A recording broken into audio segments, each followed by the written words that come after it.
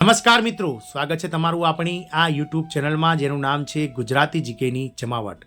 તો 1 ફેબ્રુઆરી 2025ના રોજ આપણા દેશના નાણામંત્રી નિર્મલા સીતારામન દ્વારા વર્ષ 2025-26નું પૂર્ણ કદનું કેન્દ્રીય બજેટ રજૂ કરવામાં આવ્યું।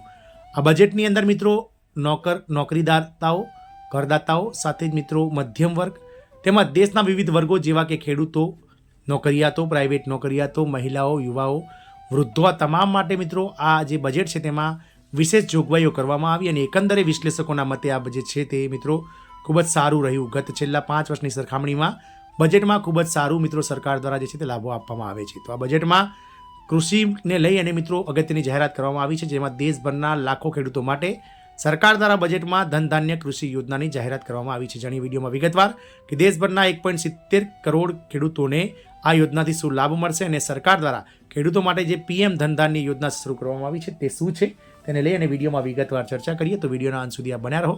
જો ચેનલમાં તમે નવા હો તો અમારી ચેનલને તમે લાઇક, શેર, સબસ્ક્રાઇબ કરી બાજુમાં રહેલું બેલ આઇકોન દબાવવાનું ભૂલશો નહીં, જેથી કરીને ચેનલ પર મૂકવામાં આવતા આવા ખેડૂતોને લગતા ન્યૂઝ તમને અમારી ચેનલના માધ્યમથી ઉપલબ્ધ થઈ જાય। તો પીએમ ધન ધાન્ય યોજના, તો બજેટમાં પીએમ ધન ધાન્ય કૃષિ યોજનાની મોટી જાહેરાત થઈ છે। દેશભરના 1.7 કરોડ ખેડૂતોને તેનો ફાયદો થશે।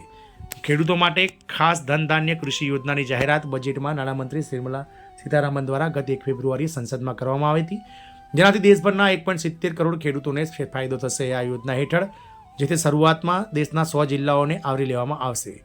વાત કરીએ તો નાણામંત્રી નિર્મલા સીતારામણે જ્યારે દેશનું બજેટ 1 ફેબ્રુઆરી 2025ના રોજ રજૂ કર્યું હતું, જેમાં ખેડૂતો માટે ખાસ ધન ધાન્ય કૃષિ યોજનાની જાહેરાત કરવામાં આવી હતી, જેનાથી લગભગ 1.7 કરોડ ખેડૂતોને ફાયદો થશે। નાણામંત્રી નિર્મલા સીતારામણે કહ્યું કે સરકાર ગ્રામીણ વિકાસ પર ભાર મૂકતા અનેક કાર્યક્રમો રજૂ કરશે। ધન ધાન્ય કૃષિ યોજનાનો હેતુ, તો બજેટમાં જ્યારે ખેડૂતલક્ષી અનેક યોજનાઓને ભાર મૂકવામાં આવ્યો છે, જે અંતર્ગત બજેટમાં ધન ધાન્ય કૃષિ યોજનાની જાહેરાત કરવામાં આવી છે, જેનો હેતુ કૃષિ ઉત્પાદકતા, પાક વિવિધતા અને વિવિધ કૃષિ પદ્ધતિને અપનાવવાની, સિંચાઈની નવી સુવિધાઓનો વધારો કરવાનું, પાક સંગ્રહ કરવાનો, ખેડૂતો માટે ટૂંકા સમયની અને લાંબા સમયની લોનની સુવિધાઓ આપવા પર ભાર મૂકવા માટે આ યોજના બહાર પાડવામાં આવી છે। નાના ખેડૂતો પર પણ ધ્યાન અપાશે। આ કાર્યક્રમ હેઠળ ગ્રામીણ મહિલાઓ, યુવા ખેડૂતો, ગ્રામીણ યુવાઓ, નાના ખેડૂતો અને જમીન વિનાના ખેડૂતો પર ધ્યાન કેન્દ્રિત કરવામાં આવશે। આ સાથે જ કઠોળમાં આત્મનિર્ભરતા હાંસલ કરવા માટે 6 વર્ષનું મિશન ચલાવવામાં આવશે। આ યોજના હેઠળ શરૂઆતમાં 100 જિલ્લાઓને આવરી લેવામાં આવશે। ગ્રામીણ ક્ષેત્રોમાં મોટી માત્રામાં રોજગારી ઊભી કરાશે। આ સાથે જ નિર્મલા સીતારામણે જણાવ્યું હતું કે રાજ્યોની ભાગીદારીથી વ્યાપક બહુક્ષેત્રીય ગ્રામીણ સંપન્ન અને અનુકૂલન નિર્માણ કાર્યક્રમ શરૂ કરવામાં આવશે, જેનાથી થતી કૌશલ્ય રોકાણ અને ટેકનોલોજીના માધ્યમથી ગ્રામીણ અર્થવ્યવસ્થામાં નવો પ્રાણ આવશે। કાર્યક્રમ થકી ગ્રામીણ ક્ષેત્રોમાં મોટી માત્રામાં રોજગાર તકો ઊભી કરવામાં આવશે।